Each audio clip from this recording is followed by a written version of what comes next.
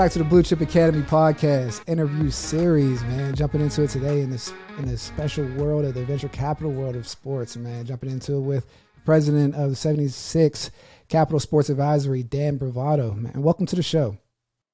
Thanks, man. Always a good day when I get to spend some time with you. Well, how old were you when you made that decision that you wanted to jump into the sports business? Like 16, 17. Like 16, it was early. 17? It was early because I knew I grew up playing sports. Sports was my life. Like I grew up a sports fan playing sports, and it was just it's hard. As we've talked about in the past, like what jobs are out there? How do you work in sports? Like everyone wants to be an athlete, right? That's step one, and then 99.9% of people don't get that. So where do you go from there? And I think that's the path I went, the 99.9 path. Absolutely. Oh, that's an amazing piece right there, because I always talk about getting into high school or going through the recruiting process, understanding if you want to work in the sports, like there's certain steps that you have to put in place to get that experience. And like for you to get that experience at 16 years old is actually, I mean, it's pretty unique, right? Because it sets you up to understand the business of what's going on and how to move through it. So when you get to college, did you have any more internships before you started transitioning into the sport advisory world? Yeah. I interned for NBC Sports, which was a big one. It's interesting. I got this piece of advice when I was younger, and it's super valuable. It's the most important thing you can learn from an internship is that you don't want to do something. And you're like, on paper, you're like, what does that mean? Like, how does that make any sense? But like, I interned at a startup. One of my first internships in college, I interned for this guy, and he was localizing, taking local like skating rinks and stadiums and college amateur like fields and aggregating that and then selling to Geico, Verizon, et cetera, and saying, I have 100 youth soccer fields. I have 1,000 skating rinks. And it was amazing for me because seeing this guy try to build and start a company versus then interning at NBC Sports and being like, NBC Sports, like they're not building a company, right? They're a gigantic company.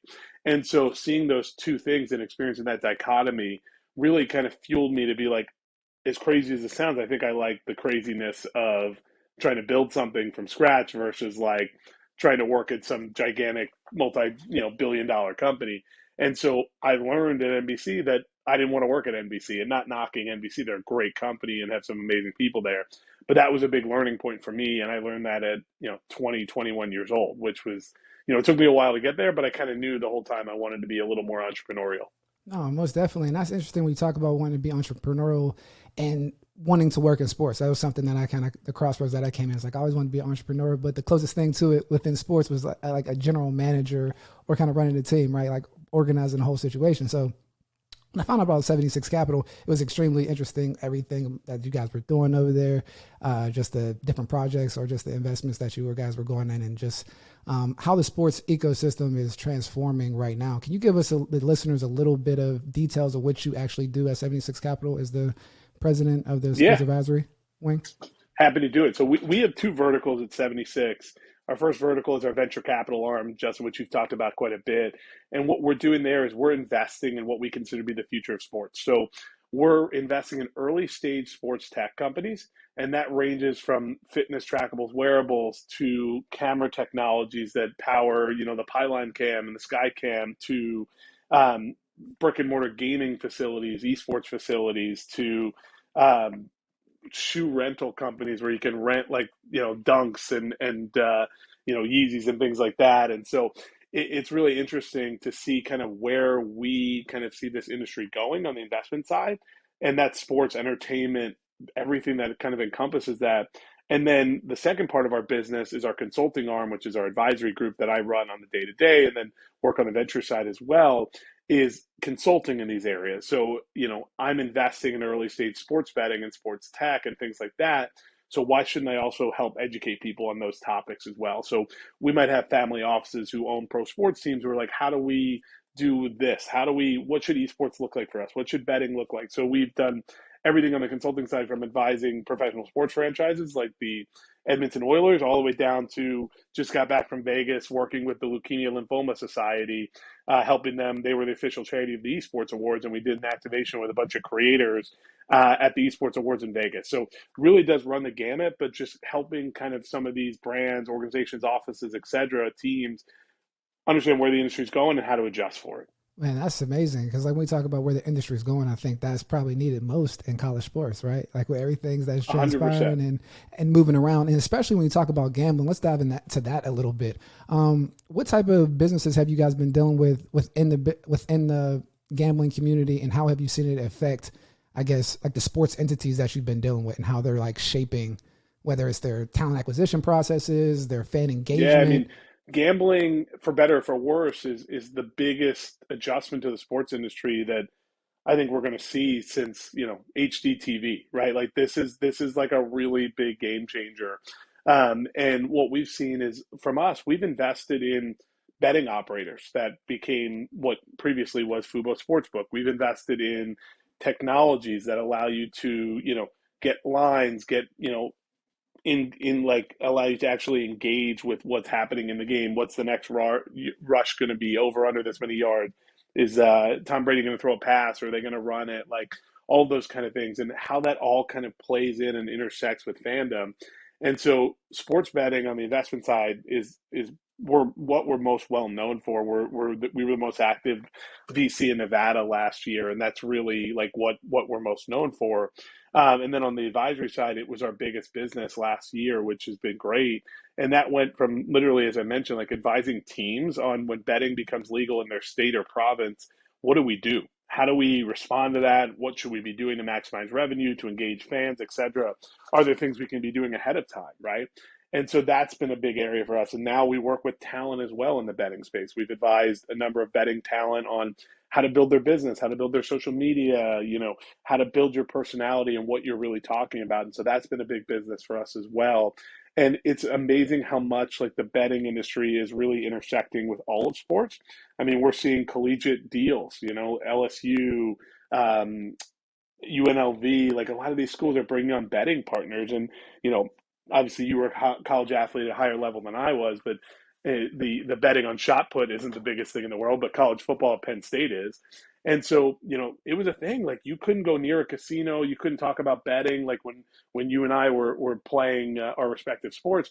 And now it's like it's in the world, right? You see the NHL release their first active player who's actually endorsing a sports book with Connor McDavid, an MGM. That's going to be spreading more and more. Will we see it in college athletes? I think at some point you might. If the schools are doing deals, why can't the athletes also be monetized? And that seems a little unfair.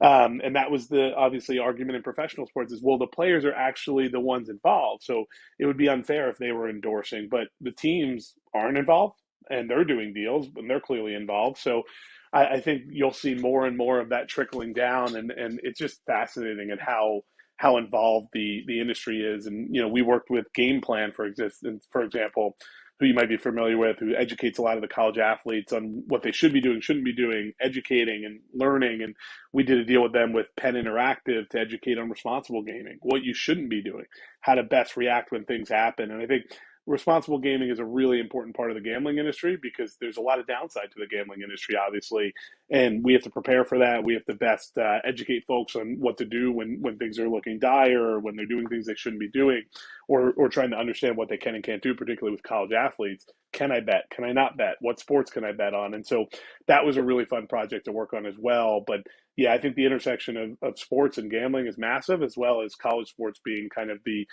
I'll call it the lagging one behind, just because, there's so much nuance between college athletes and gambling. We're talking about previously just your gamble, like the work that 76 Capital does in the gambling space and the intersection of sports. Can you dive into that a little bit of just like where you see the industry going and how teams are using 76 Capital Sports Advisory to kind of navigate the space? Yeah, so obviously with our two verticals on the betting on the VC side and then on the consulting side, we get to see the gambling space at two really interesting points. So obviously on the venture side, we're investing early stage. So that's companies that are just starting, have an idea, have a concept, and are very early on it. And so for us, like we started with a sports book that became what formerly was known as Fubo Sportsbook, right? That was our company that Fubo acquired and brought on and created their sports book that they actually just shut down. But seeing a sports book built from the ground up, seeing USI, which is an integrity provider here, like that's one of our investments that we've gotten to learn and work with, because obviously if you want your sport bet on, you have to go state by state and you have to get it approved, and there's all these nuances, and we're seeing that right now actually with MMA, UFC has had some issues recently when it comes to integrity. And so understanding it from the investment side has been great. And then on our consulting side, on the advisory business, we've gotten to work with teams. When sports betting opens up in your state or province, what do you do? Where do you take that? How do we react, right? Because as sports executives, you're not allowed, well, previously you were not allowed in a sports book. You weren't allowed to bet on your sport. That was like a big no-no. And now all of a sudden it's like, not only can you bet on it, but you're supposed to know the ins and outs of it to negotiate a, upwards of $2, $3, $4, $5 million deal without ever having known about it. Like, that's hard. And so we get tagged in a lot on those kind of projects to really help those folks say, okay, what should we be asking for? What are the structures that are out there in the US and Canada? How do we best monetize this? How do we best engage our fan base? How do we include responsible gaming, which is a huge part of all of this? So we're really seeing the full scope of the gambling space from, inception and startups to, how does that interact with a multi-billion-dollar entity like a pro sports franchise? So it's a really fun kind of space to sit in, from my opinion. No, most definitely. I love the fact that you said that, because the gambling world in sports is kind of foreign, sometimes to the operational aspect, to the point that you said, because it's against the rules. Like, all right, don't go, you can't gamble, you can't bet on games. So you're kind of out of sight, out of mind. So when I was at the XFL, I was actually charged with writing the gambling policy. So a lot of things that we did was just dealing with, whether it's with MGM or just the different regulators, about what it takes for our league to be able to promote gambling, have players promote it. And there's a lot of regulations, right? Like just making sure that the information is correct, making sure that we have reputable players that you can set lines on, and different things of that nature. And I remember a funny story my man Sam Schwartzman told me about going to the sports book out in Vegas, and they were asking Oliver, and they were asking about how do they come up with the line spread. And, everybody was like trying to be real intricate. And there was somebody in the back, one of the mathematicians, was like, just give me the quarterback. Like, that's all we need to know about anything, and we'll set the line from there. Just showing the value of the quarterbacks, because at the time we were doing roster construction, just understanding how a lot of the things where the odds were coming out were based on that quarterback position, and just driving the game, right? So when we talk about strategic talent acquisition and those different things, what are the pieces to that asset and the relevance to the other pieces of the sports organization? So with that, do you see like NIL falling into the gambling space? I know you mentioned it earlier about LSU, but that's state to state. So there's some schools that you would say would have a competitive advantage if they have the opportunity to have gambling NIL money, or like as a weapon to recruit players.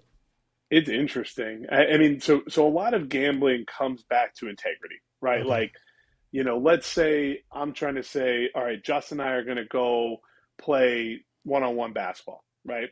And we're going to get it offered on DraftKings, right? Like, everyone thinks it's that easy, Yeah. but it's not, right? Because let's say me and you play basketball, and obviously you're going to be favored in that situation just because you're a better athlete than I am. And say, we're playing at 10 and you're going to be -5, right? So I get 5 baskets. So I only have to score 5 to beat you. You have to score 10 to beat me. And you have to beat me by 5. And so it's not as simple as that's it. Like, what if all of a sudden you and I are like, all right, Justin, we're going to bet $1 million, and I'm going to bet on me beating you because I'm the underdog, and you're going to throw the game. So, and we're going to split that $1 million. And you're like, cool, I get to make $500,000. Why wouldn't you do that, right? And so when it comes to integrity, that's a big thing, right? If you think about an NFL player, right? And unfortunately, we saw this Calvin Ridley, who was not throwing games, but just happened to be betting on games, right? If you say to Calvin, or you say to someone making millions of dollars, like, hey, I'll throw you $50K to drop a touchdown pass today, right? You're going to be like, $50K? Like, I'm making that half a game, right? I'm not going to waste my time. And so you have a semblance of built-in integrity with that, because it's like, I'm not going to risk, making millions of dollars because, someone telling me to drop a touchdown pass. But in college athletics, you don't have that. So the integrity is a really interesting avenue. No, it is, because that's the same problems we were dealing with at the XFL, where we're paying guys, whether $40,000, they had opportunity to make money on incentives, winning games and things of that nature. But it was like, wait, why would a grown man not take an opportunity to go to the casino if it's just going to do an NIL deal? It's like, hey, promote the buffet and get X amount of dollars, or whatever the case may be. You see with FanDuel or the different betting groups or gambling houses that are doing that stuff with like the day trades or the day 707 type situations. Because I know the one thing that the regulators or the groups that were working with us put putting it together where it's like uncovering all the different sports internationally where like gambling's a problem, like the third world cricket scene and just like the underworld, like water polo. It was like really crazy when you talked about like where the money's going in terms of betting, but in a sport like college football or just college athletics in general, where there is real incentive to deal with that. I mean, I came across bookies, right? At Penn State, you know, it's the tri-state area. Everybody knows everybody. It's like, and so now that it's legal and it's coming up, it's interesting, right? Yeah, and there's levels to it, right? Where it's Yeah, like if they're like Justin when you were at Penn State, like if they're like, hey, you should promote DraftKings. I'm cool with that, right? yeah, Like, why shouldn't you promote DraftKings? Like, you're not doing anything. You're not saying bet on me to have a pick today. You're not saying bet on me to, lock down their receiver to under 40 yards. You're just saying bet on DraftKings. And we're seeing that right in pro leagues, right? Connor McDavid did his deal with MGM, first major athlete of the Big Four, to sign an active athlete to do a betting deal. But he's not saying bet on me to score 2 goals tonight. He's not saying bet on the Oilers to beat, the Bruins, right?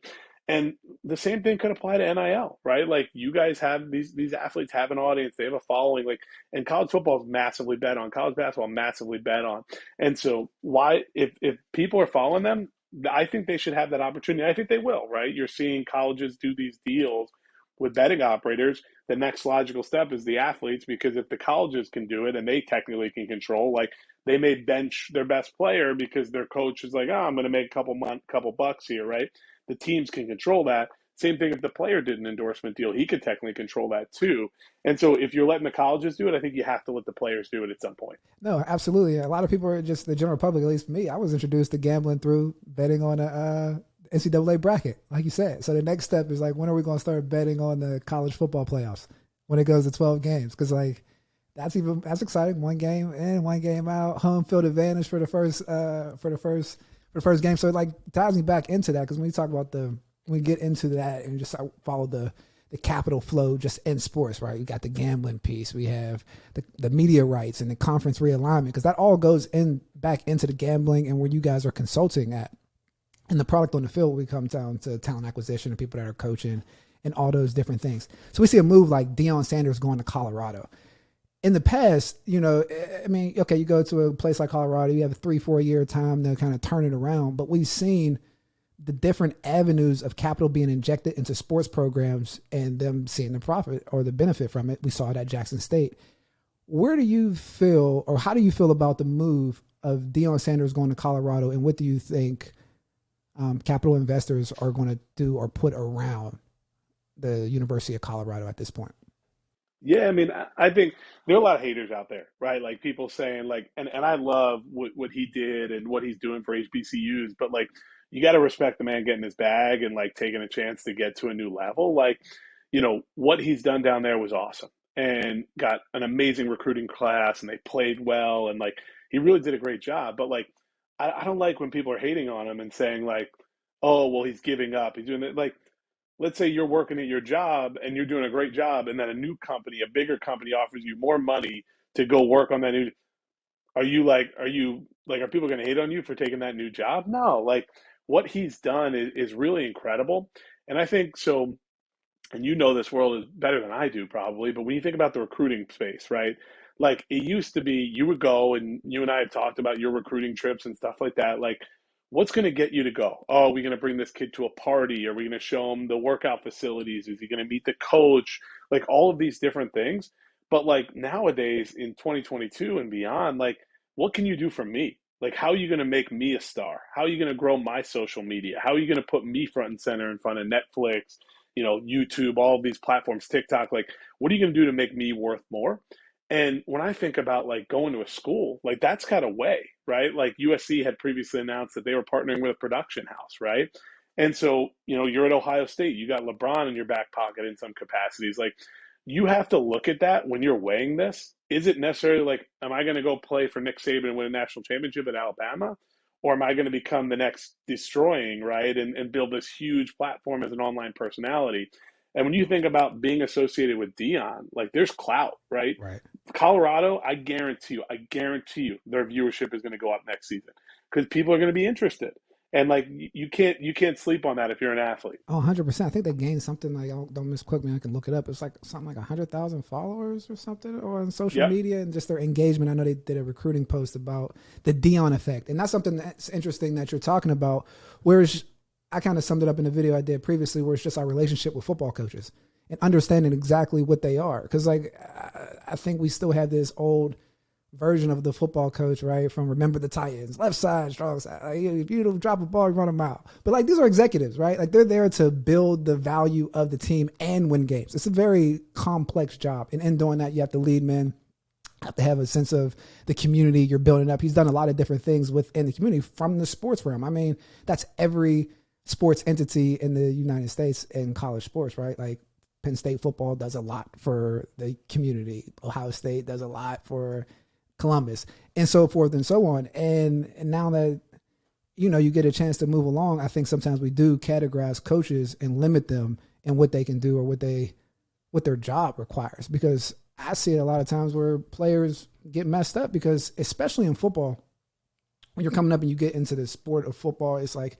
there's a level of discipline that's trying to be instilled, teamwork, all these different things, and skill development. Not that it's on the forefront, but the coach starts to operate in like a father figure type of sense, right? You have to have confidence to run through this person and then kind of lose sight of that transition from high school where that person is almost like a father figure uncle to like, okay, now you're in the NFL. Like this is a CEO that you're dealing with, right? Like this is how he's going to operate. This is what he needs to do. And there's value that you need to bring to him. And like with that, I'm rambling a little bit, but with coaches, that ecosystem that they build is extremely impressive and needs to be paid attention to around, because that is a skill that comes along with building programs. I remember like even like a place like June Jones, right? When he was at Hawaii, everyone talks about his high flying offense, and they had great guys with Devin Best, Cole Brennan, and all that good stuff going on there. But the one thing that people don't talk about is like how he galvanized the fan engagement by sending out buses to the different local communities in Hawaii and getting them to the games for free and changing the different rules to get the whole environment and just the economic impact that sports actually brings to it. Because you can win games and all that stuff, but if it's not really revitalizing everything around it, where's the value in it? But sometimes the coach is misplaced in the value that they're bringing to the table and like how we're viewing them, because I think that's where a lot of the hurt or the criticism comes from is like, oh, you lied to us. You were here and there. It's like, no, it's just more so showing you like how dynamic some of these head coaches need to be, right? Because, I mean, especially black head coaches, to be completely honest with you, because I don't think we don't say too much about like Nick Saban or just like what he's kind of doing in the community or things of that nature. It's just strictly wins and losses. It came up a little bit with Brian Kelly when he went from Notre Dame to LSU, but at the same time, I mean, he was honest. He was like, I need to win here. And if anyone knows the recruiting game, you can recruit different players at Notre Dame than you can recruit at LSU. It's a little different. But yeah, no, that's a great point. Like you said, going to go get that bag. And with that, you add the transfer portal into that, like, which is free agency, and you have the money situations that are coming in with donors. You're essentially creating professional sports in college, like I would say, right? And so with that being said, venture capital getting into the college space and NIL, where do you see kind of some venture capital cash flow flowing? And do you think any are going to go into some companies that are started by athletes in this space? Like, is that avenue that's untapped right now? For sure. I mean, I think, and again, you know this better than I do, NIL is in a tricky spot right now, Yep. right? State by state, school by school, it's confusing. And so we to date have not made an NIL investment, but that's abnormal. The Right. majority of VCs have made an investment, and typically it's in like a platform, right? And there's a number of platforms out there where athletes can put up and go get deals. And so you put your profile up. I'm Justin. I'm a cornerback. I this many followers, this, that, and the other. And then brands, McDonald's, Verizon, whatever, will find you on the platform and say, I'm looking for a guy in PA who's doing this, or a girl who's playing this, and the other, and you can go and source deals. So that's where a lot of the VC money has gone to date. Is into these platforms, open sponsorship, Upfluence, Influencer, like there's a whole bunch of them out there. And those are what people are betting on because it's the easiest path to success. And I'm not knocking these platforms; they'll work, and there will be one that will be successful. But my big thing when we were looking at kind of assessing the space is it's too early for us, right? In the sense of like it hasn't shaken out yet, and a lot of VC is doing that, right? You're shooting in the dark a little bit. But when we were looking at some of these platforms, we're like, what makes you better than the other person who pitched us yesterday? What makes you better than the person that pitched us 3 days ago? And we have not found like the one that we're like, this is the end all be all. So we're in the camp of like if we're going to invest in a technology or a concept, we're going to invest in one because we think that is going to be the winning one. And there's always competitors, right? If you're doing something good, you have competitors. And so we have not made an NIL investment yet. But again, just to call out, like that's an abnormality in the space. We're the anomaly where most VCs have invested typically in a platform, sponsorship type platform. No, that's a great point that you made. And it's like with the news breaking last week, I guess what the sports platform Fanatics raised $700 million from what Clear Lake Capital, valuing Fanatics at $31 billion. And it's interesting because Fanatics is one of the major players in the NIL space. And I think a lot of people don't mention that when they talk about like whether it's a platform or different things of that nature, but strictly based on the licenses of the school, right? Like they have the license of the school so they can offer NIL programs almost as a rollout. So with that being said, like companies like Fanatics, I think they're getting into gambling now, right?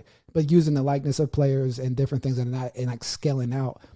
Where do you see the gap in like the platforms that are just trying to promote players or actually providing a service and kind of like, all right, you're with us, we're actually giving you money or building something around you?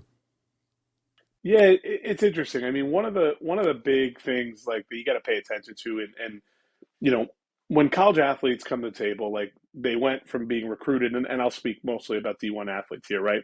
Whether you're a female volleyball player, a men's football player, like you were the best of the best, right? For you to end up at a D1 program, like you were damn good, right? And so you then go to this program. Let's say we'll take, a female volleyball player. You were playing in high school, you were probably all state, you're really good. Then you get to this college. Now everyone's really good, right?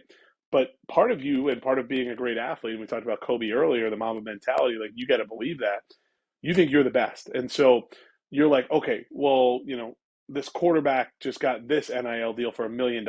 I should be getting $1 million. And frankly, like the odds of you getting that are not high, right? Everyone hears about the $1 million deals in NIL, but they're few and far between. The majority of the deals are $50, $100, $200. Like, go Tell post them, about D. this. Exactly. But you don't want to be that coach that tells the recruit, hey, yeah, like, Ohio State told me I'm getting $1 million NIL deal. And you got to be like, well, you might get $100 deal. You might get $1,000 deal. But these kids who have been the best of the best for their whole lives, they don't want to hear that. And when you look at these platforms, like those are the major deals that are coming through, right? Like if you're doing $1 million NIL deal, that's probably not coming through a platform. You have an agent, you're negotiating through the agent, there's a brand agency, like, and so I think like the platforms, like even if they're taking a fee, let's say they take 5%, 10%, 2.5%, whatever the fee is, like it's not that much money, right? Like again, how many $50 deals, $100 deals do you have to do? And I'm not talking even yet about value in kind deals, which are like, hey, promote my, water bottle and I'm going to send you a free water bottle, promote my gaming chair. I can't even monetize that as a platform or an agent because like, what am I going to take 10% of that water bottle, 10% of that gaming chair? And so that's where it gets a little tricky of like, you hear about the $1 million deals, but you can count on, two hands how many of those there really are. You bring up a great point. I mean, when you talking about the agents aspect, right, where there's like a lot of agents entering the space and using their credibility as representing professional athletes as the ability to get brand deals and things of that nature. And I always found that pretty hypocritical because like a lot of NFL players or just mid-tier players in professional sports don't have brand deals. So it's like, what gives you what things you're coming in here to get these deals off of these guys and take $50 or $100, but it's really to provide value. So when they sign their SRA and they're going into the league, they can get the 1, 2, 3% and hold on to those guys forever. But it's to the point that you're saying, though, like, where is the real value in these players or athletes understanding what value they actually need to monetize their name, image, and likeness, right? Because like I think that's a misnomer for a lot of athletes where it's just like preached at a young age, like you're a business, you have to do X, Y, and Z. And like, you're right. You can become a business, but like you're a legit laborer to begin with. And like to become anything special, you have to separate yourself for a company to want to associate with you. And like, I hear a lot of speeches and just talks from people that maybe haven't played high level sports, but whether it's lawyers or different things of that nature. And I hear a lot of theories of like, you just don't have to be a good player. You just have to have a great personality and put yourself out there. And there's two different things to NIL, right? Because I think there's an opportunity to build your brand, a professional brand, a corporate brand, whether you want to be an entrepreneur, whether you want to work in a media space like a Pat McAfee, or you could do different things where it's outside of the field of play. But then there's, like you said, those name, image, and likeness deals where it's based on how good you are. The Michael Jordans, the LeBron James, like the Bronny James, like, and it's your separating factor or your special factor is how you perform on your field of play and separating from the rest of the competition, because that's what brands want to associate with at the end of the day. So it's always interesting to me when talking to different platforms, we're like, hey, can you get athletes, help us get on the platform? Like, well, what are you providing them a service? Because they have the best platform to build their NIL anywhere. I mean, you go to Ohio State, Penn State, Michigan, Alabama, you're getting hundreds of millions of eyes on you just through that program from going there, right? So what value are agents sometimes bring into the NIL game is my question. Unless you're bringing the big brand deals, and that's based on ecosystem. It's a tough question. I mean, like I said, like the reason, so as an advisor, putting on my consulting hat versus my VC hat, like our board was like pushing me a lot. They're like, "What? We need to get an NIL. We need to get an NIL."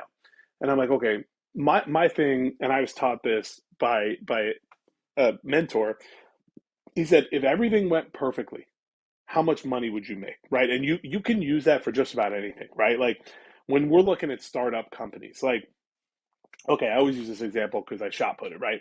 Like I'm going to make the best shot put you've ever seen, right? It's going to be the greatest shot put of all time. It's awesome. It's cool. It's got all the technology. Okay. For that company to be successful, I need every person to buy a shot put who shot puts, right?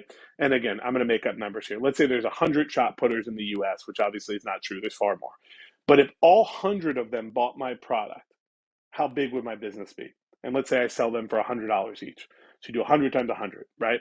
And so like, is that a big business? And the answer is no. Like, could it be a good business for me? Sure, I might make a couple bucks and it's great, but like, it's not that big of a business. So when I look at NIL, like let's say there's 10, 20, $30 million deals out there in NIL. Am I going to get one of them, or a CAA, Wasserman, all these big agencies, they're going to get them. Okay. So if I'm a college athlete, like, am I going to sign with Dan, or am I going to sign with, Tom Brady's agent, right? And so like, when you look at that, it's like, I'm not equipped to compete with those people. So, okay, where else is their money made? What else is best case scenario? And I couldn't find anything. And so to date, we have not really touched NIL on that front, because like, I can't dedicate hours and time when like I can't see a way, even if everything went perfectly, which, to go back to the shot put example, for me to sell a shot put to every single shot putter in the country, like that's not going to happen, right? Apple doesn't sell a phone to every single person in the country, and they're a massive, massive company. And like, you have to look at things that way. If everything went perfectly, would this be a good business for you? And the answer to that question for me at that time was no. Doesn't mean I'm not monitoring it every single day and trying to find our way in and find what that way is.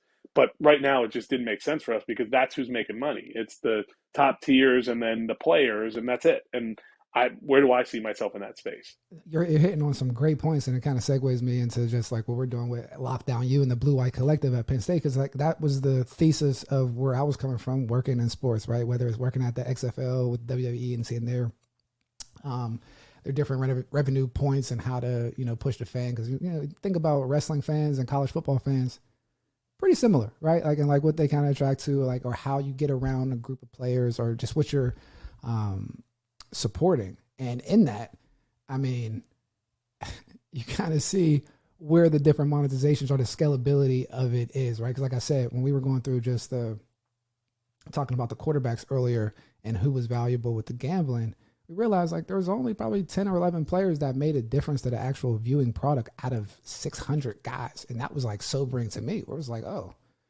wait, everyone's not as valuable as you think they are in terms of identifying solo player, like, oh, Michael Parsons, Saquon Barkley, Miles Sanders. Like, It's one of the few, but there's 110 guys on the team, right? In NFL, we know maybe 3%, 2% of the guys that get the big brand deals, but what about the guys in the middle? So from our standpoint, we were like, all right, what's the avenue in which there's a scalable product or scalable assets within?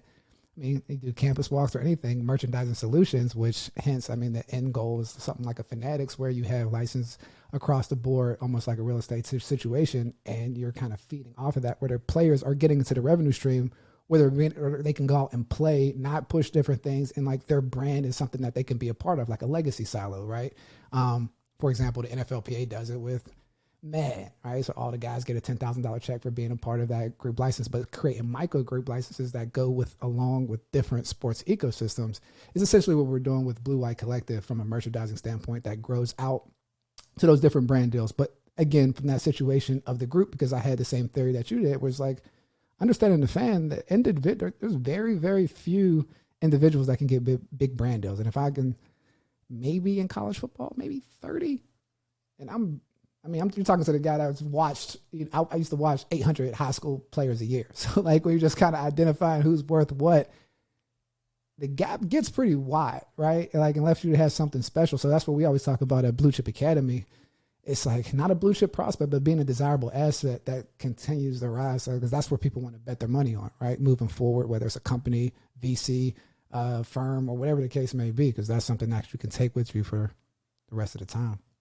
Yeah, it's a tricky, like the thing I tell people, and playing sports at a level that I did not play at, that you guys did, is like that's a full-time job, right? It was a full-time job being a D3 shot putter.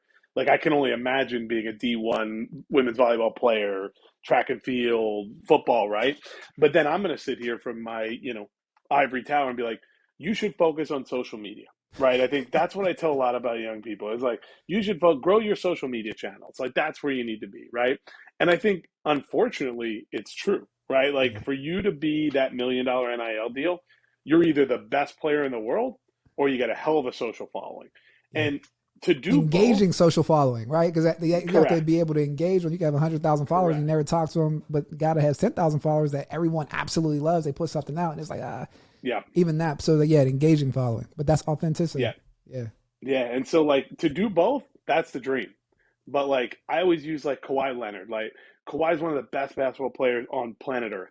But that guy doesn't really have an interest in like engaging with people one-on-one. He's more introverted, and no disrespect, right? That's his prerogative.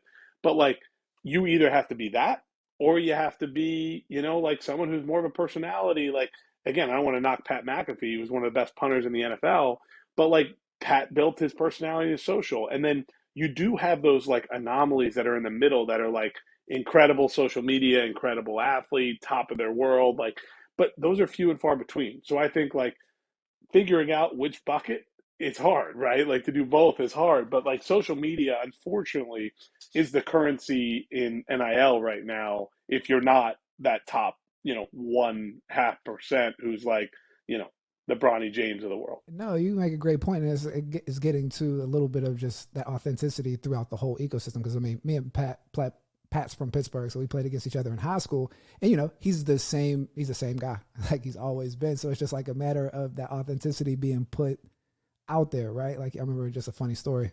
I was a top recruit, obviously, but so people didn't kick to me, right? And so before the game, there's like a punter that's talking stuff to me, like, "Hey man, hey Josh, I'm punting to you, I'm coming right at you," and I'm like, "Who's this? Like, what? Who's this guy talking to?" But like he would. Kickoffs, he's kicking the ball out of the back of the end zone. So worried about my dad's the coach. Like, who's this kid kicking the ball? So he punts to me. Man, I break all the tackles. I'm about to score. I get tackled on the 1 yard line by Pat McAfee. So, so we've heard that forever. But like, I love that the fact that you bring him up because you have somebody like a Kawhi Leonard and a Pat McAfee. And the one thing that I always try to preach is just that building authenticity in who you are. Because the same thing that you bring up is completely different. Kawhi was a top-level player, right? So he was still being a desirable asset. Pat was the best kicker, punter coming out through the game. And he's also being authentic and building his brand the way he was. Like, that's how he was off the field. But Kawhi has a brand. Like, the claw, the funny, dry comedy, that's out of authenticity, right? Like, or just, like you said, I don't want to be involved with the cameras at all. And, like, really riding that out. But you can ride unique personalities out around talent is always my thing. Like it's only interesting if they're talented. Like if Michael Jordan wasn't Michael Jordan, they just like he's a sociopath, right? Like it wouldn't be like all the different things that come along with it. I think that sometimes that's missed when we're building a brand because like the core of everything that we're talking about is the talent and acquisition of that. So I love those two examples because you don't have to be like Pat McAfee and you don't have to be that. You have to be Justin King or you have to be Dan, right? And perform well at what you do. It's super true. Just to hammer that point home real quick, like authenticity is everything. Like we do a lot of work in esports, Okay. and the best performing content creators in esports are the ones who are authentic to them. Like there are some creators who are unbelievable players, but don't have that good of a personality, but they have a big following because they're them. They're good. And then you have some creators who aren't the best players. The biggest names in esports, like Ninja and Tim the Tatman and Nick Merckx, like these guys, like Swag, who plays for FaZe, like these guys aren't necessarily the best in the world, but they're authentic to themselves. They've created good personality and they have a following. So I think that's a really important point is like, don't try to be something you're not because people are going to sniff that out and they're not going to like your content. You just got to be you. And whatever that, like Kawhi, who's a little more dry and chill, or you're Pat and you're over the top and you're a little crazy. But like, as long as you're you, like you'll find your niche. And you perform on your field of whatever that is. Correct. Because Correct. if you're bad, that's like, the jokes aren't Yeah, you're great for going to hear that. branding. I mean, we see that all the time, right? Like, there's a lot of athletes out there who are really good. Like, I love Juju, right? Uh-huh. Juju Smith-Schuster, amazing personality, amazing player. Yeah. But when he starts playing poorly, and he had a great week last week, thank God, like people start talking. They're like, oh, maybe if you weren't making TikTok videos, maybe if you weren't doing this, and it's like you're giving ammo to your enemies, right? You're saying, here, like, come doubt me. And then when you have a bad week, they're going to use that against you. So that's not an easy spot to be in either. No, 100% is super volatile. That's what I mean. It's one of my theories that I go about with group licensing and the standpoint of a multifaceted reason of just whether it's the group like a stock or EFT that you're buying, or it is just in general, it could be a vehicle used to like help recruit and build a brand identity that can stay at a school forever, right? And you're kind of then recruiting based on a mold that's created amongst the culture that already exists. And so it almost helps self-sustain the recruiting process that they're going through. But like jump into a little bit what you're talking about with the e-gaming, because when we're seeing it a lot with sports with like all different type of athletes, where it's like, all right, let's play games. I mean, we used to have a group, me, Chris Long, James Laurinaitis, when we used to come home from practice, Call of Duty all the time. Like if I know we could get together and like make money from that, that would be something completely different. Where do you see athletes or revenue generating sports kind of merging into the video game world? Because like Juju, Kyler Murray, like I know everyone's big on Twitch now. Micah, everybody's playing like 2K, like online. How is there opportunities there for NIL space for like college athletes, or is like what? What's up with that? 100%. Yeah, I think like to go back to a point we talked about previously is like social media is your currency, right? Right Right. now, like how big is your audience? Because you look at, some of these college athletes and they're getting bought based on their CPM, which is cost per thousand. And how many followers you have is directly correlated to your engagement rate, to how many impressions you're going to deliver to a brand who's looking, on Verizon, I need 1 million impressions, right? And so, in order for me, who has no followers, right, to get to 1 million impressions, that's a lot of work. For Quinn Ewers to get to 1 million impressions, a little bit easier, right? And so, what we push, like the way we kind of explain this, because we work with a lot of gamers, is you have a Venn diagram, right, of like your audience and someone else's audience, right? Your audience is this big, their audience is this big, and then there's a middle who likes both of you, right? And so, how do we grow our audience? And content creators are really good at this. And that's why you see your favorite content creators they're working with other content creators. We're going to go shoot content with this big creator. We're going to do this because they're taking their circle, that creator circle, and they're building that Venn diagram in the middle of overlap of taking my fans and making them your fans.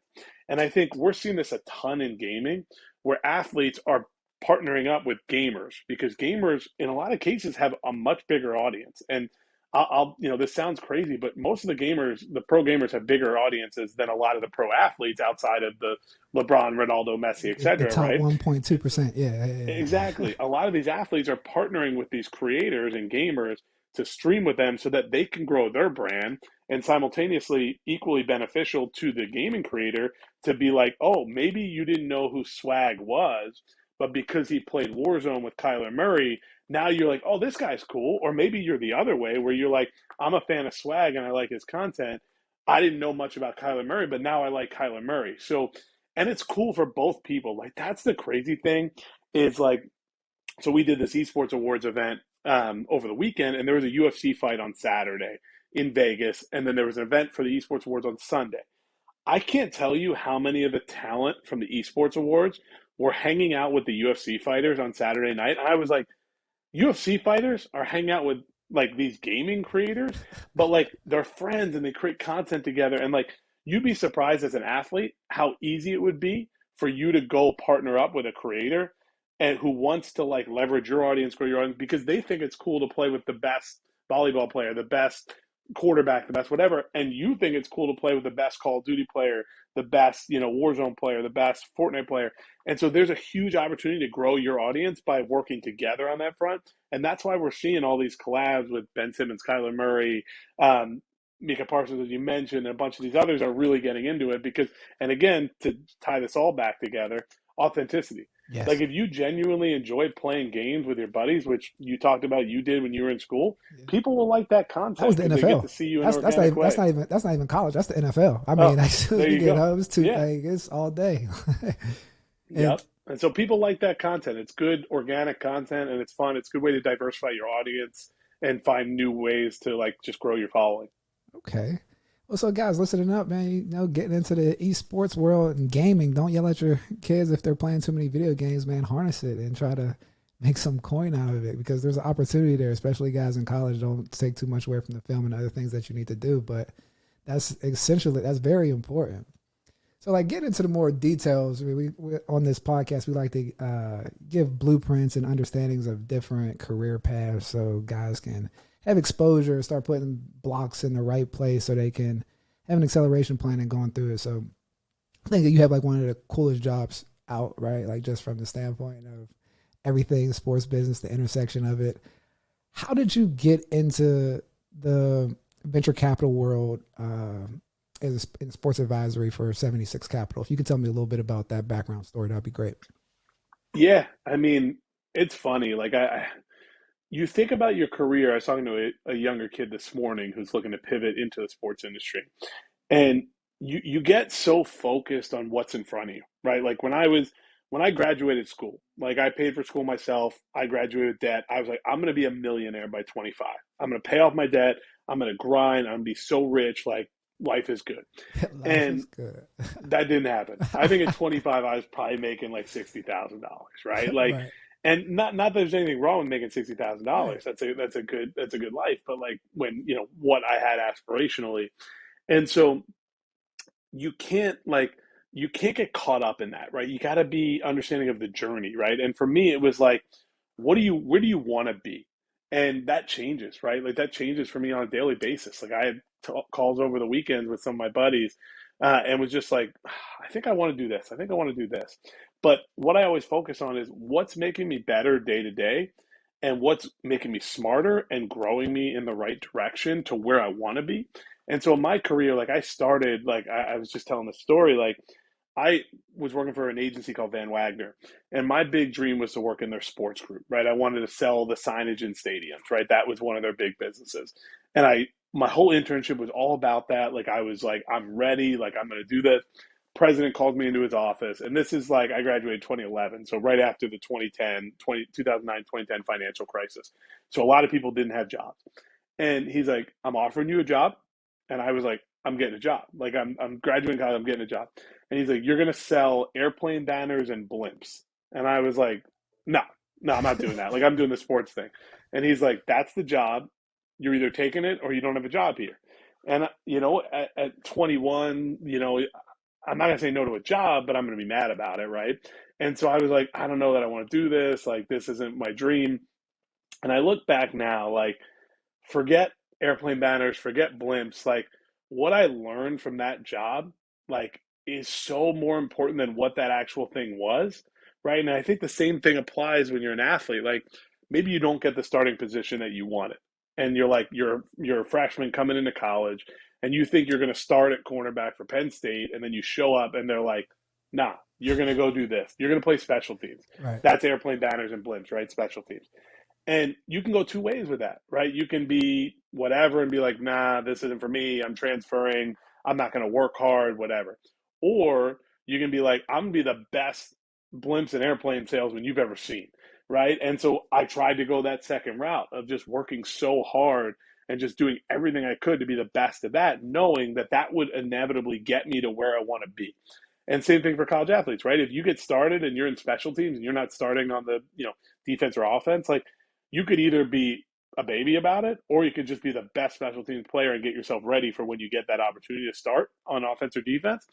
And that was the approach I took in my whole career is like, you're going to get thrown a lot of punches and you're going to like not get exactly what you think you're going to get. But if you stay the course and you work as hard as you can in every role you get and every opportunity you get, take what you can learn from it. Like I learned how to sell. I learned how to sell something that nobody wants. Who wants an airplane banner or a blimp, right? Like Right. Right. nobody Right. wants that. Like there's 10 companies that have blimps, right, in the whole world. And how many companies want to do airplane banners? And so to be able to say, okay, rather than being negative, like I have to sell this thing that's not really cool versus a sign at Yankee Stadium, I was like, you know what? If I can sell this, I can sell anything. And so I was like, I'm going to take that approach and I'm going to work so hard and try to build that into what is eventually going to be my career. And I did this throughout my career of everything that I had the opportunity to work on. And eventually now here I am today, like getting the opportunity and I'm just getting started, right? Like I by no means is this like I made it, I did it. Like I don't feel that way at all. Like I feel like we're just getting started and I've had some good breaks and things have gone well, but like we're going to keep building and growing. But like it's about taking the opportunities you have, seizing them, working as hard as you can, and leveraging that knowledge. Because now when I look at VC and consulting, like I have to understand so many facets of this industry in order to be good at that. And if I didn't have that job in NASCAR, which wasn't the coolest job, or if I didn't have that job selling airplane banners, or didn't have that job like doing sports marketing for Rocket Mortgage, like talking about mortgages, like would I rather go work than Nike on LeBron's brand? For sure. But that wasn't the opportunity I had. But again, the things that I learned and were able to grow as a person, as a professional, made me what I am now. And if I didn't work hard and I didn't grind, like that wouldn't be the case. So I think like taking the opportunities that are in front of you and working at them at 100% is going to be how you succeed and how you grow as an athlete, as a player, as a employee, as talent, whatever you want to call it. Like I think that's super important. No, absolutely. I mean, we had a guest on previous, EJ Bartho. He's now the running back coach at Nebraska. Shout out to him. But his name of his episode was "Be Where Your Feet Are," because like that's the major thing of like going through this whole cycle. Every situation, every step that you go through, if you focus in on it, it opens up other doors, right? Because I mean, just like to give full transparency, me and Dan met when I was actually looking after the XFL closed up to try to work at 76 Capital. And, it didn't work out, but we connected and continued to stay close. And I asked Dan, like, well, how do you break into the VC world? Because, like, that's where I wanted to go after the XFL, just like that intersection of sports and business. Like, that was always my thing. And if you can go into the story a little bit about, I mean, I don't know if you remember telling me about how you got into it, or like steps, if it was like another athlete asking, like, man, how do I get into the VC world? Like, what do I need to do? I mean, I'll give you the first thing you told me was like, well, you need to start a business. Like, that's the first thing. So, and then from there, I mean, you can tell your story from how you got into it from Yeah, I mean, applying. so when I over the course of my career, I've gotten to do some amazing things, and I realized so probably the most important job I had, and this is just like an example of you never know what you're going to do, is I moved to Detroit and I worked for Rocket Mortgage doing sports marketing, and like my friends, like I lived in New York, I lived in LA, like people were like ripping on me for moving to Detroit. They're like, "What are you doing?" But shout out Detroit. Detroit's my favorite city. I love Okay. it. And I took that opportunity, right? Like it was kind of like a chance, like moving to Detroit from LA and New York. Like, do you want to do this? But I took the chance. And when I was there, I had the opportunity to meet like Dan Gilbert, the owner who owns the Cavs, StockX, like all these big companies. I got to meet his team and his inner circle. And funny enough, like another good example, like I met them playing hoops, right? So they got a full court basketball court down there in the building in the office, and I used to play basketball. And like you just meet people, you're playing, you're like, where are you from? Who are you? Like, right? And like they're like, I was like, oh, I moved here from LA. I went to NYU, and they're like, why? How did you get here, right? And then they granted me the opportunity to do some stuff with Dan's team. And like Dan was working on an MLS bid, X Games bid, all these other things, and like had the opportunity to help with that. And then eventually kind of parlayed that into, if you remember, Fathead, the life size wall sticker company. Yeah. Dan owned that at the time, and they needed some help. So he brought me in there to help with that. And that was the first job I had where it was like, when it was like, you do sports marketing for Rocket Mortgage, you sell blimps and airplanes, you sell NASCAR. This was the first job where it was like, you do whatever helps this company grow. And Okay. it was like, well, that could be a lot of things, right? That could be marketing, that could be UI UX, that could be SEO, that could be all these buzzwords that, like, to be fair, I didn't really know what they were. I just knew to say them. And so like I was like, yeah, I can do all this. I can do all this. Because I've always been like, I'll figure it out. I'll talk to people. I'll figure it out. Right. And so I had the opportunity to try to fix this company, Fathead, with an awesome team that they had brought in. And I realized that looking at a business holistically was what I was passionate about. And not knocking sponsorship, ticket sales, marketing, like all that stuff's great too. But like I couldn't just live in a singular vertical of Dan, you sell tickets, Dan, you do marketing. And I realized that that was what I was passionate about. So then I was doing that, and then skipping over, but I got my dream job to work for a European football club, and I worked for Manchester City.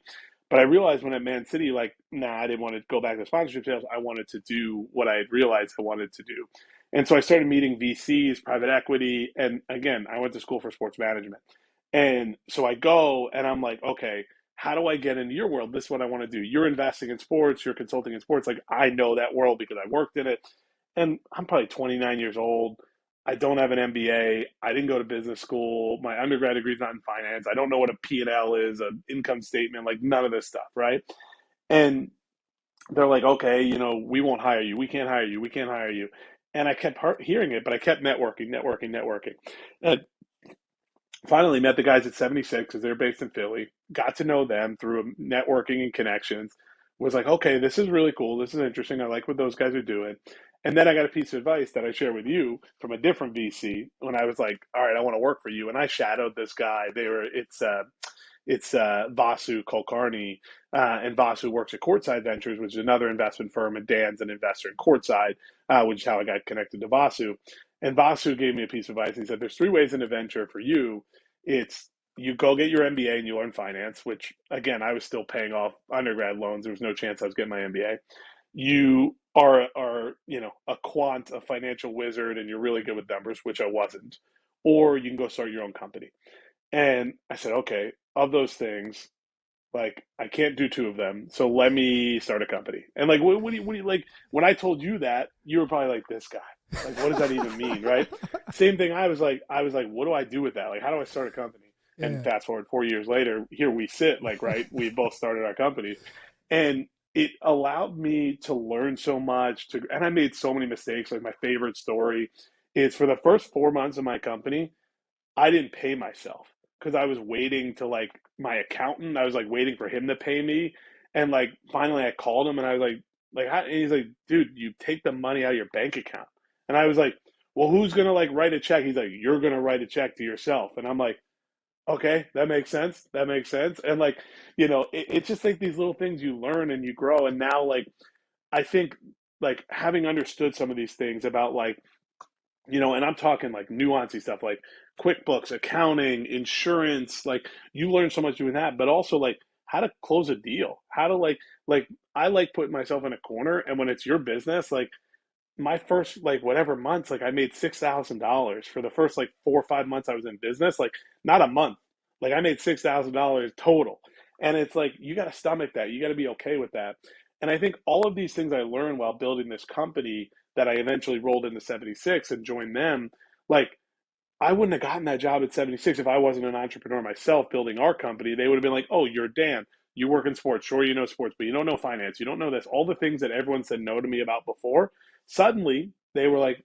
all right, this guy might know something. You might. And they took a chance on me, and I'm glad they did. And now here we are having this conversation a couple years later. No, that's amazing. That was some of my best advice. I mean, I love that story. I mean, just I kind of clock and log different, career advice in general. And I remember that being like a top tier one of just like the whole story going through and the learning experience. I think I was just starting my business at the time. No, it was actually before. I had some ideations about it, but that was like the stamp of like, all right, I'm sure this is what I want to do, because like when you said you can't live in a solo vertical, I thought we hit that heavy from the first time we met, because coming up in sports, a lot of times you get placed in a vertical. Either, oh, you do coaching, you do operations, you evaluate players, you do this, right? Like you're the analytics guy. And then sometimes those different verticals get picked to run the whole organization. And I was just like, man, that's garbage. Like there's more to go through each one of these things. I mean, I could watch film. I know the operations. I know the analytical aspect of it. I could do this part. So just from me, like wanting exposure to that, when I got to the XFL, it was like cemented, like, oh, I can't go back working for a team. I can't go back into like a single vertical of just, oh, value asset to this player, or arguing with a coach. After seeing the whole scope of everything that we were doing and where it fit and all the connecting pieces, and seeing the gaps more so, was where I was like, I got to fill these gaps before I go back and kind of get in line, right, with these other. You have to. Yeah, I mean, at the end of the day, and like you said, there is a level of having confidence, but like grit to get through those different times, right? We talk about not making money, making a different networking things, get your pitch down and all that good stuff. So now at your N76 Capital, what are some common fact patterns of entrepreneurs that have successfully exited, I mean, that you've seen? Yeah, I mean, it's funny. Like I got this piece of advice from a buddy, Corey Tincher, he now works at DVP, which is Detroit Venture Partners. Okay. But Corey was Dan's right hand, who like I wouldn't be here if it wasn't for Corey taking a chance on me, and we met at the gym.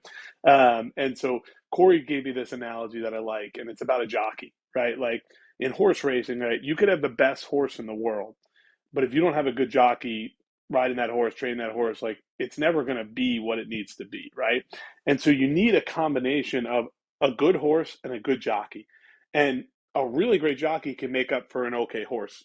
A good horse can make up for an okay jockey, not as well, right? And so when he explained that to me, it made a lot of sense. And that's kind of how you look at like, an entrepreneur or a founder, right? We're very big on who the founder is. Like if you look at a lot of our portfolio companies, a lot of them pivoted, right? They weren't what we originally invested in, but that's okay because we believed in that founder to make that pivot. And when people think like, I had all these grandiose visions of VC that it was going to be like, all right, there's all these really unbelievable, the smartest people in the world and the best ideas. And in reality, it's not really like that. It's a lot of people figuring shit out and trying to make something work and like having to change their idea 14 times. And you smile and I smile because we did the same thing in our business, right? Like you think one thing when you set out and you're like, this is it. I figured it out. I'm the smartest guy. And then 5 minutes later, you're like, okay, this isn't working. Like, now what am I doing? And so when you look at a founder, like I want someone who hustles, I want someone who's dedicated, and I want someone who can think on their feet and pivot. Because if you think you figured it all out and you have the perfect idea going in, like you're not going to work. And if you think like this is going to be easy, it's not. Like it's not easy. Like there are mornings to this day, like we've not that my company is some crazy thing, but it's a lot crazier than I thought it would be 2, 3, 4 years ago. But like I also think there's a ton of room to grow, and there is. But like every morning I wake up and I'm like, what are we going to do different? How do we get here? Like, and then I'm constantly like, for me, my number one thing is like meeting new people, learning from new people, and like understanding and growing. I think it's so easy to learn and understand from people. Like when I was building my company and we look for founders doing similar things, it's like, what can you learn from someone else who's done this? Like, you're probably not the first person to do what you think you're going to do. So, how do you learn from someone who's made these mistakes? And so, founders who are open to feedback. So, like, when we have a company that's like in a certain, hey, we're trying to navigate media rights, we're trying to navigate this, let us go bring in an expert who knows this space, talk to them, bounce ideas off of them. And our founders who have conversations versus like, we have founders who we've been doing diligence on who like will meet, a C-level executive from ESPN or something, and I'm like, nah, they're wrong. They don't know what they're talking about. And I'm like, you think this person doesn't know what they're talking about? You think that, not you who's trying to raise $500,000. You think this guy who makes $500,000 every 3 months doesn't know what he's talking about, or she doesn't know what he's talking about.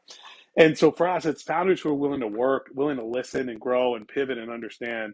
I think it's super important, but it's about the hustle. Like that's it. Like you need someone who wants it, and I can't teach that. I can teach you a lot of things. I can teach you media rights. I can teach you sponsorship, but I can't teach you to be that person that's like texting me at 8 p.m. being like, hey, I thought of this crazy idea. Can you connect me to X person? I want to chat through it with them. That's the people that we're looking for. Got it. Got it. No, that's amazing, man. Like, I really appreciate this, all of it, man. Where can people find you? Like you and just, they want to get involved with 76 Capital or just wanted to reach out to the 76 Capital Sports Advisory. Just like your Twitter handle, IG, different things of that nature. Yep. At Den Bravato on all my platforms, and then LinkedIn. Like, I'm a big like fan of like outreach. Like, just hit me up. Like, send me a DM on LinkedIn, send me a DM on Twitter. I answer almost all of them. Like, I think that's like, I wouldn't be sitting here if it wasn't for people taking a chance on me. And so if you're willing to put in the hustle to like reach out to someone, do homework on them, like, here's why I'm reaching out. This is what I want to talk about. Like, I was inspired by this. I did this. Like, I'll answer that 100% of the time, right? If someone's just like sends me a deck blindly, like with no method, it's like, what are you doing? Like, that's not how you interact with people. Right. But if you take the time and reach out and do it, I'm happy to talk to anybody. So I would say LinkedIn's probably the best spot for that, or Twitter. Most definitely, man. Appreciate you, Dan, for jumping on. Like he said earlier, man, make sure you guys understand when you're going through this process, what you want to do, putting that thing out, put your vision out there and just executing. Like you said, having grit about going to do different things and being where your feet are. At every opportunity, whether you're in high school, college, get the most out of it because you never know what doors open up from that. But just the ever-changing world of sports and venture capital and guys making this decision to go to college where it's NIL deals, transfer portal, college coaches making a lot of money. You have an opportunity to get into that stream of different careers within sports, whether it's venture capital, whether it's being an entrepreneur, whether it's being a coach, whether it's being an athletic director, chief marketing officer. There's so many different avenues within that. So Dan, thank you for kind of bring it all together into different things, whether it's gaming, gambling, just opening up your perspective so you guys can empower yourselves to kind of find out more information about those different things and going through. And if you need any help with any type of strategic talent acquisition in the intersection of sports and business, man, LIG Sports Group is here, and 76 Capital here is another resource that you guys can get involved with. And again, thank you guys. And make sure you guys check out Blue White Collective and get some gear so these Penn State players and DBs can get some money before the Rose Bowl and all that good stuff, and just continue to build out all these different fun things in the sports world. So again, Dan, thanks for jumping on. You guys like and subscribe to the podcast, and signing out. Talk soon. Thank you. Appreciate you, man.